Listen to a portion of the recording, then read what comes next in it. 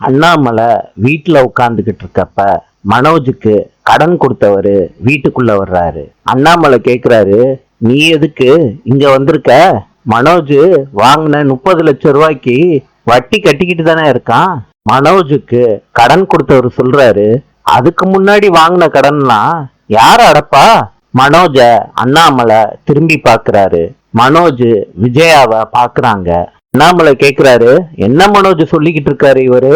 மனோஜுக்கு கடன் கொடுத்தவர் சொல்றாரு, எங்க கிட்ட இருந்து பணத்தை வாங்கி பேங்க்ல இருக்க பத்திரத்தை திருப்பி எங்க கிட்டயே அடகு வச்சுட்டாரு.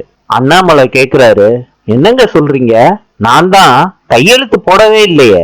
மனோஜுக்கு கடன் கொடுத்தவர் சொல்றாரு, நீங்க கையெழுத்து போட்டு கொடுத்த பத்திரத்தை தான் உங்க ஒய்ஃபு என்கிட்ட கொடுத்தாங்க.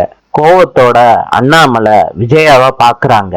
அண்ணாமலை சொல்றாரு, மனோஜ், என்னோட இத்தனை வருஷ உழைப்ப எடுத்துக்கிட்டு ஓடுன, இப்ப என் கையெழுத்தையும் போட்டு என்ன கடன்காரனா மாத்திட்டியே. மனோஜ் சொல்றாரு, இல்லப்பா. அண்ணாமலையால தாங்கிக்க முடியல. மனோஜ அடிக்கிறாரு கை நீட்டி கன்னத்துல. நாளை சந்திப்போம்.